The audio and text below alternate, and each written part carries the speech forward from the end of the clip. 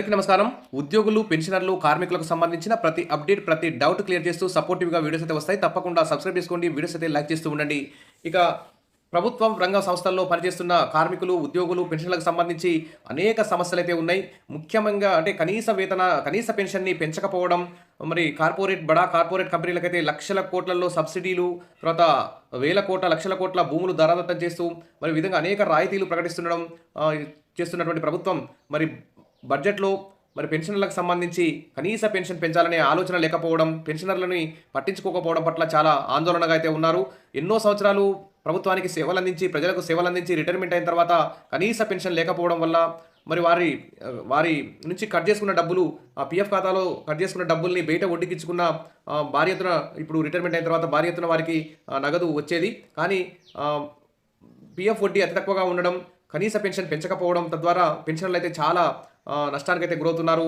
చాలా ఆందోళనకు, మానసికంగా వేదనకు కూడా గురవుతున్నారని చెప్పుకోవచ్చు. మరి కేంద్ర ప్రభుత్వాలు మరి వెంటనే పెన్షనర్ల సమస్యను పరిష్కరించాలి. పెన్షనర్ల గోడు పట్టదా, కేంద్రం తీరుపై ఈపీఎఫ్ పెన్షనర్ల ఆందోళన అంటూ ఇక్కడ ఆందోళన అయితే వ్యక్తం చేస్తున్నారు.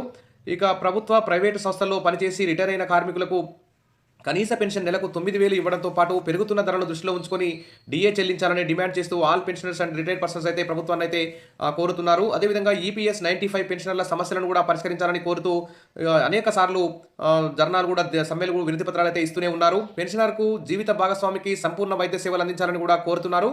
హయ్యర్ పెన్షన్ ఆప్షన్ దరఖాస్తులను వేగంగా ప్రాసెస్ చేసి అర్హులందరికీ మంచి గౌరవప్రదమైన జీవితం అందించాలని కూడా డిమాండ్ చేస్తూ ఉన్నారు. ఇక రైల్వే ప్రయాణ రాయితీని పునరుద్ధరించాలని కోరుతున్నారు. ఈ విధంగా కట్ ఆఫ్ డేట్ లేకుండా అందరికీ హయ్యర్ పెన్షన్ ఆప్షన్ అవకాశం ఇవ్వాలని కోరుతున్నారు. అదేవిధంగా ఈపీఎఫ్ కార్యాలయం వద్ద అనేక సార్లు ధర్నాలు అయితే చేస్తూనే ఉన్నారు. పెన్షనర్ల సమస్యలను వెంటనే పరిష్కరించాలని డిమాండ్ అయితే చేస్తున్నారు.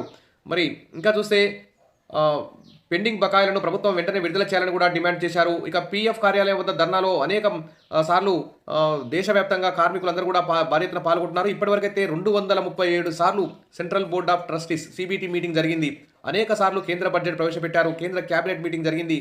ఎన్నోసార్లు కేంద్ర కార్మిక సంఘాలు కూడా మరి కేంద్ర కార్మిక మంత్రిత్వ శాఖకి, ప్రధానమంత్రికి, ఆర్థిక మంత్రికి వినతి పత్రాలు కూడా ఇచ్చారు. కనీస పెన్షన్ పెంచండి, ఆర్థిక సమస్యలు పరిష్కరించండి అంటూ ఎన్నోసార్లు వినతి పత్రాలు ఇచ్చారు. మరి ఎన్నోసార్లు ఈ సిబిటి మీటింగ్లు జరిగిన మొన్న సిబిటి మీటింగ్ ఫిబ్రవరి 27వ తేదీన కూడా 237వ సిబిటి మీటింగ్ జరిగింది. ఆ మీటింగ్లో కూడా కనీస పెన్షన్పై ఎలాంటి హామీ రాకపోవడం, కేంద్ర ప్రభుత్వం ప్రవేశపెట్టిన బడ్జెట్లో సైతం మరి ఎలాంటి పెన్షన్ పెంపుకు సంబంధించి ఎలాంటి ప్రకటన రాకపోవడం పట్ల చాలా అసంతృప్తిగా ఉన్నారు. ఇక పెన్షనర్ల గోడు పట్టదా అంటూ ఇక్కడ న్యూస్ కూడా చూస్తున్నాం. కనీస పెన్షన్ 9,000 ఇవ్వాలని డిమాండ్ చేస్తున్నారు. అలాగే పెరిగిన ధరలకు అనుగుణంగా మధ్యంతర భృతి ఇవ్వాలన్నారు. జీవో నెంబర్ 609 రద్దు చేయాలని, మొత్తం వేతనానికి పెన్షన్ ఇవ్వాలని కూడా డిమాండ్ చేస్తున్నారు.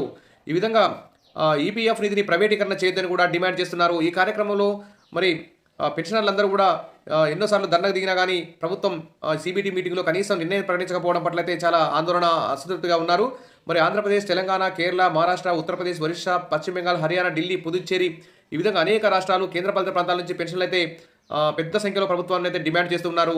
మరి ఈపీఎస్ పెన్షన్ స్కీమ్కు సవరణలు చేయాలి, పెన్షనర్లు గౌరవంగా బతికేలా చూడడం ప్రభుత్వ బాధ్యత అని all India convening committee chairman MN Reddy అయితే కోరారు.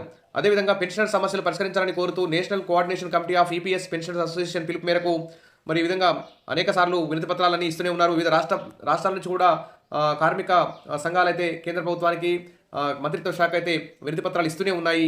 మరి కనీసం ఈసారి జరగబోయే సిబిటి మీటింగ్లోనైనా కేంద్ర ప్రభుత్వం ఖచ్చితంగా వారి యొక్క కనీస పెన్షన్ పెంచడానికి, వారి యొక్క హయ్యర్ పెన్షన్ అందరికీ ఎలాంటి పరిమితులు లేకుండా అందరికీ హయ్యర్ పెన్షన్ వర్తించే విధంగా చర్యలు తీసుకోవాలని చెప్పి కోరుతున్నారు.